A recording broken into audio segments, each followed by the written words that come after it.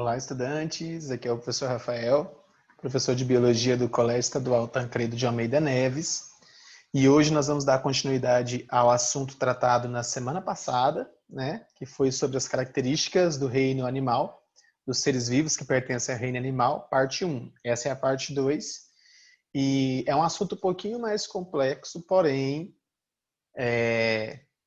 ele vai abordar características que vão estar presentes em praticamente todos os grupos aos quais pertencem os organismos do reino animal, tá? Não fique preocupado ou preocupada em estar memorizando nomes ou tentando decorar os termos, nada disso. Tente entender qual é a função, qual que é, na verdade, a aplicação daquele conteúdo ou daquele tema específico ou daquele nome para a vida do animal. E aí, a partir disso, você vai conseguir ver que fica mais tranquilo na hora de estudar, tá? Então, vamos lá. Olha só. Nessa aula de hoje, a gente vai falar de um assunto que é a simetria. E quando a gente fala simetria, é só você lembrar assim, ó, por exemplo, quando eu digo que algo é simétrico, né, eu estou querendo dizer que, por exemplo, esse lado é simétrico ao outro lado. Significa que ele tem partes semelhantes, partes iguais, partes parecidas. E quando a gente fala de simetria corporal dos animais, é importante a gente ter noção disso. O que é uma simetria? Na verdade, a simetria, aqui no slide eu coloquei para vocês assim, ó, é a semelhança de forma, posição e medida entre duas ou mais partes de um corpo, quando este é cortado por um plano imaginário que passa por seu eixo central. Bem, professor, traduzindo o que é isso? Olha só, observa aqui, ó. Se você olhar aqui, ó, essa imagenzinha aqui dessa estrela do mar que está aqui embaixo, no canto inferior esquerdo, aqui, ó, você vai ver que eu tenho vários planos imaginários aqui passando no centro do corpo da estrela do mar. E aí, se eu começar a dividir essa estrela do mar em diferentes partes, passando essa linha no meio do corpo delas, você vai ver que as partes são iguais, ó, as partes são simétricas. Então, esse tipo de simetria em que eu posso passar vários eixos no centro de um animal e eu consigo ter partes iguais, eu chamo de simetria radial. Esse tipo de simetria é muito comum nas águas-vivas, que é esse primeiro aqui de cima, e também nas estrelas do mar adulta. É interessante vocês entenderem que graças a essa simetria que a gente pode falar, por exemplo, a parte anterior e posterior do corpo, região ventral e dorsal. Esses termos, eles são possíveis porque a gente está analisando a simetria do corpo do animal. Aqui do lado aqui, nós temos um outro tipo de simetria, que é a simetria bilateral. Como o próprio nome já fala, bi, dois. Lateral, lado. Então, quando eu passo um plano no meio do corpo do animal, eu consigo dividir em duas partes iguais, né? Ou semelhantes. Aqui, por exemplo, ó, essa mulher aqui ela foi dividida ao meio, um plano imaginário, não vai fazer isso real, não. É um plano imaginário que passa no corpo dessa mulher. E aí, eu consigo ter duas partes aqui que são semelhantes. Por isso eu digo que a simetria é bilateral, tá? Então, simetria radial, bilateral. E nós temos organismos que não têm simetria nenhuma, como, por exemplo, as esponjas. Elas são assimétricas, ou seja, elas não vão ter simetria. Bem, outra característica dos animais é que eles conseguem, a partir da fecundação, desenvolverem, as suas células se desenvolvem, se diferenciam até formar o embrião. O que acontece é o seguinte, existem algumas fases desse desenvolvimento embrionário, né? E aí, quando a gente passa a entender essas fases do sistema embrionário, a gente começa também a entender como que os sistemas e os órgãos são formados no corpo do animal. Então, a complexidade do corpo do animal ela é entendida a partir do seu desenvolvimento embrionário. E os animais, eles têm um desenvolvimento embrionário muito parecido, né? Isso mostra que, evolutivamente falando, nós temos um grau de parentesco muito próximo, tá? Então, olha só, deixa eu começar aqui com vocês aqui para vocês entenderem. Esse assunto ele é um pouquinho complexo, então é comum que você demore a acostumar com os nomes, mas o plano geral você precisa entender, tá bom? Então vamos lá, olha só. Aqui, ó, nesse caso aqui, eu vou começar a explicação sobre o desenvolvimento embrionário com a fecundação. Então aqui eu vou ter um gameta masculino e um gameta feminino, que é a célula sexual, né? E quando o gameta masculino encontra o gameta feminino, ocorre o processo de fecundação, em que eles vão formar uma célula só, e essa célula é chamada de célula-ovo ou zigoto. Bem, à medida que vai passando os dias após a fecundação, cerca de 3 a 4 dias depois, essas células elas começam a se multiplicar em número. E aí elas vão formar como se fosse uma maçaroca de células, né? Um agrupamento de células que uma só vai se dividindo em duas, depois em 4, em 8, em 16, e aí elas vão se dividindo e vão formando um conjunto, uma massa de células, né? E nesse primeiro momento, essas células são idênticas à célula ovo, né, que foi formada após a fecundação. Nessa fase, essa fase do desenvolvimento embrionário nós chamamos de mórula. Olha só você associar o formato dessa mórula com a amora mesmo, aquela frutinha amora, até parece um pouquinho. Bem, continuando aqui, ó. Essas células que estão aqui crescendo em número, elas começam também a crescer em tamanho. Então, além de crescer em número, elas começam a crescer em tamanho. E aí vai se criando uma cavidade interna nessas células, tá? E essa cavidade interna, ela vai começar a ser preenchida por líquido, e a partir do momento que essa cavidade interna ela é formada, nós temos a fase de blástula.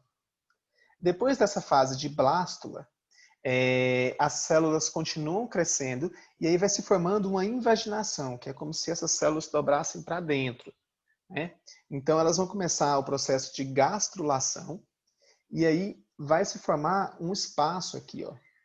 Então, à medida que as células vão crescendo em tamanho e em número, essa invaginação, essa dobra, ela vai para dentro do corpo do animal, né? Do corpo do animal, não. Dessa fase embrionária do embrião. E aí vai se formar uma cavidade. Essa cavidade aqui, ó, recebe o nome de arquêntero. Qual é a função desse arquêntero? Ele tem a função de formar o sistema digestório do bebê, né, do embrião. Então, o sistema digestório, o tubo digestório, ele vai ser formado a partir desse arquêntero, essa região aqui, ó, tá? E observa que tem uma parte que comunica essa cavidade interna com o exterior, né, com o lado de fora. Essa região aqui, ó, que comunica o arquêntero com o lado de fora do embrião, é chamada de blastóporo. E aí eu vou explicar para vocês posteriormente o que é esse blastóporo, tá? Então, olha só. Aqui eu vou mostrar para vocês um vídeo que explica mais ou menos o que eu estou querendo dizer com relação ao desenvolvimento embrionário, tá? Aqui eu tenho uma célula ovo e observe que ela começa a se dividir, ó, por mitose, ela vai se dividindo. Então, ó, 2 células originou 4, essas 4 vão se dividir, vai originar 8, depois 16, e começa a se formar o estágio de mórula, que eu falei para vocês, que era aquele grupo de células, tá? E observe que essas células, elas continuam se dividindo, elas não param de se dividir. Então, à medida que o embrião ele vai se desenvolvendo, essas células vão dividindo também por mitose, tá? Então, esse vídeo, ele é um vídeo que mostra o desenvolvimento embrionário do tritão alpino, que é um tipo de anfíbio, tá? E aí vocês vão ver depois no finalzinho o formato que tem esse animal, o embrião desse animal. Ó, observa que está aqui ocorrendo a invaginação, né? Que é aquela parte daquela dobrinha que vai internamente para o corpo do animal. Lembrando, você não há necessidade de decorar nomes, mas eu quero que vocês entendam que aquela célula ovo vai se dividindo e diferenciando até formar o embrião. E isso é comum para a maioria dos animais, tá? A célula ovo se divide e se diferencia até o embrião, até formar o embrião. Então, ó, o vídeo aí vai mostrar para vocês como que vai acontecendo isso lentamente.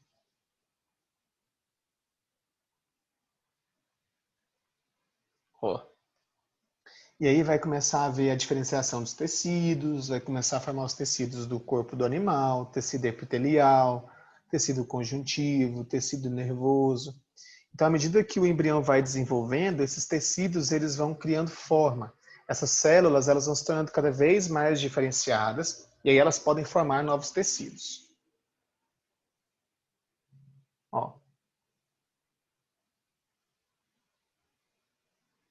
E aí na imagem, eu não sei se vocês vão estar conseguindo observar isso, ó, as células elas começam a se dividir, tá vendo? Elas estão se dividindo, dividindo intensamente. Não começam não, na verdade elas continuam se dividindo intensamente. E aí já começa a definir a formação de estruturas, né? Então você já não tem mais só uma massinha de células, você já começa a aparecer tecidos no embrião.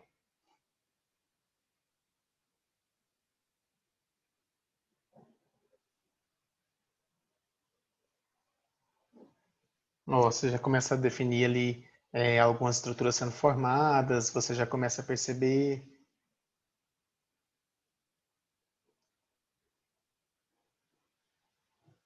E lembrando que é muito semelhante à da espécie humana, assim, essas fases, ó, se você olhar o embriãozinho sendo formado assim, é muito semelhante, parece, né? Olha lá, começa a se formar, até a cauda,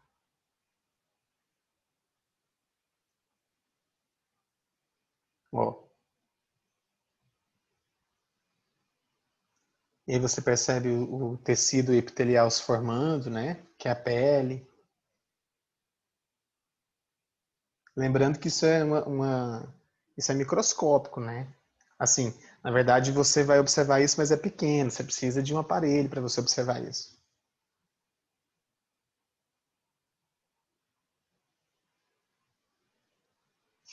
Opa! Bem, eu acho que já deu para ter noção um pouquinho sobre o que é o desenvolvimento embrionário. E aí, a partir dessa questão do desenvolvimento embrionário, bem, lá na gástrula, que é quando começa a se dobrar as células para dentro do embrião, vão se formar algumas camadas de células que vão dar origem aos tecidos do corpo e também às outras estruturas. Essas camadas de células são chamadas de folhetos embrionários. E aí, dependendo da quantidade de folhetos embrionários, os animais recebem nomes, tá? Então, olha só, eu quero que você observe aqui o seguinte, ó. Aqui dentro aqui de azul, ó, eu tenho uma camada de células, tá? Aqui eu tenho aquele espaço vazio, que é preenchido por líquido, e aqui eu vou ter uma camada mais externa, tá? Essa camada de dentro é chamada de endoderme, ou seja, dentro. E essa camada que está em amarelinho aqui de fora, ó, ela é chamada de ectoderme. Então, nós temos aqui dois folhetos embrionários. Os animais que possuem dois folhetos embrionários, eles são chamados de diblásticos, porque tem dois folhetos embrionários. Nesse caso aqui, observa, ó, você tem aqui o azul, que é a endoderme, você tem aqui amarelinho, que é a ectoderme, e aqui no meio você tem uma outra camada de células. Essa outra camada que fica no meio, nós chamamos de mesoderme. Então, nesse caso, nós vamos ter três camadas, ó. A ectoderme, que é a mais externa, a mesoderme do meio e a endoderme, que é dentro. Quando eu tenho três camadas de células, esses animais são chamados de triblásticos, que é o nosso caso. Nós somos triblásticos. Bem, o que é importante a gente saber sobre esse assunto? Quanto maior a quantidade de folhetos embrionários, né, esses folhetos aqui que a gente está falando das camadas de célula, mais complexo vai ser o corpo do animal, tá? E uma outra característica interessante é que as esponjas, elas não têm folhetos embrionários, então elas não formam tecidos nem órgãos.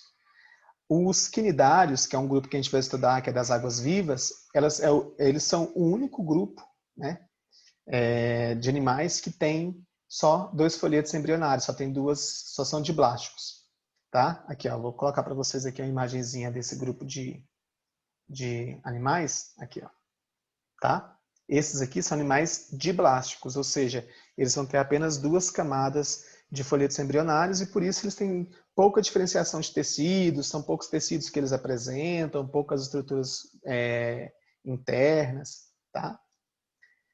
Uma coisa interessante é que essas camadas, esses folhetos embrionários, aqui eu coloquei algumas estruturas que são formadas a partir dele, como por exemplo, a camada mais externa dessa fase embrionária, que é a ectoderme, ela dá origem ao sistema nervoso, ao cristalino e à córnea dos olhos, ao pelo, unha, chifre, pena. esmalte do dente, a mucosa, que é essa parte interna da boca, do ânus e do nariz. A mesoderme vai dar origem aos tecidos conjuntivos, que são as cartilagens, os ossos, a derme, o sistema circulatório, urinário. A endoderme vai dar origem ao fígado e pâncreas, vai revestir o tubo digestório, menos a boca e o ânus. Então, assim, vocês estão observando que cada uma dessas camadas vai dar origem a tecidos e órgãos e estruturas diferentes. Então, se ele tem 3 folhetos embrionários, significa que ele vai começar a apresentar tecidos e órgãos mais complexos, tá? Bem, uma coisa que é importante falar é a questão dos nomes. Vocês podem ouvir durante as nossas aulas seguintes esses 2 termos aqui, ó, protostômios e deuterostômios. Bem, o que é esse protostômio e deuterostômio? É o seguinte, os protostômios, a palavra protostômio significa boca antes, né? Ou seja, primeira boca. Então, os protostômios são aqueles animais que, durante a formação do desenvolvimento embrionário, a boca se origina primeiro do que o ânus. O inverso acontece com esse aqui de baixo. Ó, deuterostômios é o ânus que se origina primeiro que a boca. Então, no caso da espécie humana, nós somos deuterostômios. Na nossa fase embrionária, o ânus surge primeiro do que a boca. Tá? Então, é só uma questão de nomenclatura mesmo. Aqui é uma outra explicação. Outra coisa que é importante falar aqui. Ó. Celoma. É o seguinte. Na nossa espécie, os nossos órgãos internos, eles ficam dentro de cavidades e essas cavidades abrigam os nossos órgãos internos, como, por exemplo, o coração, pulmão, estômago. Eles estão abrigados por uma cavidade dentro do seu corpo. Bem, essa cavidade dentro do corpo de alguns animais é chamada de celoma, tá? Mas, biologicamente falando, o que é o celoma? O celoma nada mais é do que essa cavidadezinha, vou aumentar a imagem aqui, ó, dessa cavidade que está aqui dentro, ó, e tá vendo que ela é toda revestida de mesoderme, ó, totalmente revestida de mesoderme. Olha aqui, ó, essa partezinha rosa é a mesoderme. Como ela é totalmente, isso aqui, ó, é preenchido por líquido, é onde os órgãos ficam. Então, o animal que tem celoma, ele vai nesse espaço aí, vai ser preenchido por líquido, vai abrigar os órgãos, o transporte de substâncias vai acontecer nesse espaço, tá? Nós, por exemplo, nós temos celoma, nós somos animais celomados. Qual é a função desse celoma? Bem, abrigar os órgãos internos, né, dentro do corpo, disponibilizar espaço para o crescimento de estruturas internas do corpo, porque à medida que o animal cresce, o corpo dele, os órgãos também vão acompanhar esse desenvolvimento e precisa de um espaço para isso acontecer, que é o celoma, e facilitar o transporte de nutrientes, excretas e gás oxigênio entre células distantes. Então, a presença do celoma permite que o animal consiga ser grande e mesmo assim transportar substâncias dentro do corpo dele. Bem, existem alguns animais que não vão ter celoma, são os acelomados. É o caso, por exemplo, da planária, tá? Que está aqui representado aqui, ó. Bem, esses animais, ó, observa que ele vai ter a ectoderme, a endoderme e aqui a mesoderme. Não tem esse espaço preenchido por líquido, etc. Até porque o corpo deles, como é achatado, né? O transporte de substâncias acontece de forma bem simples mesmo, porque eles são pequenos, corpinho achatado, então não há necessidade de todo um sistema complexo de cavidades para transportar substâncias. Tá? Então eles são acelomados, não tem celoma. E nós temos alguns animais que têm um pseudoceloma. O que é isso? Naquela primeira imagem, vocês viram que aqui no meio, ó, nós tínhamos a mesoderme dividindo aqui, ó. Então ele era totalmente revestido pela mesoderme. O pseudoceloma é o seguinte, ó, ele não vai ser totalmente revestido pela mesoderme. Ele é parcialmente revestido, por isso que é chamado de pseudoceloma. Tá vendo? Ó, ele não tem aquela divisão que tinha aqui no meio. Tá? A lombriga, por exemplo, é pseudocelomática. Tá? Então aqui, ó, outros animais apresentam a cavidade entre o tubo digestório, aqui, ó, o tubo digestório, e a mesoderme, que é essa parte aqui, essa cavidade aqui é chamada de pseudoceloma. E aí, para finalizar essa aula, nós temos também a metameria. O que é essa metameria? Bem, é o seguinte, é a divisão do corpo do animal em segmentos ou metâmeros. E o que isso vai ajudar o animal? Isso trouxe grande mobilidade para o animal, além de permitir a especialização de diferentes partes do corpo. Por exemplo, quando você pega uma aranha, você consegue perceber nela duas partes muito importantes, que é o cefalotórax, que é aquela parte onde fica a região da cabeça e do tórax, e o abdômen dela, né, que é o local onde está presente, por exemplo, as glândulas que produzem a teia. Né? Então, ó, o corpo dela é dividido em partes. Então, nós temos partes dividindo o corpo do animal. Né? Os animais vão apresentar essa característica nos principais grupos dele. Nós temos também esses segmentos no nosso corpo. Não são tão evidentes como, por exemplo, na minhoca, que está aqui, ó. Ó, tá vendo? Ó? Cada partezinha dessa ó, é um metâmero. A formiga, por exemplo, ela tem cabeça, tórax, abdômen. Isso são metâmeros. Metâmero nada mais é do que essa divisão do corpo do animal que permite o desenvolvimento de estruturas específicas, tá? Bem, esse assunto, ele é um assunto que ele é bem mais denso, porque ele apresenta características que até então vocês não conheciam, nomes que são um pouco complicados, mas fiquem tranquilos, porque à medida que a gente for apresentando os grupos de animais, eu vou retomando esses conceitos e lembrando o que cada um deles significa, tá bom? Então, eu quero agradecer aí que vocês assistiram até o final do vídeo. Esse vídeo foi um pouquinho mais longo. E qualquer dúvida, vocês podem me perguntar posteriormente, tá bom? Na nossa próxima aula, a gente vai falar sobre os poríferos, tá? Que é um grupo de animais primitivos, que não tem tecidos, não tem órgãos, mas que exercem grande importância biológica para os demais seres vivos. Tchau, tchau.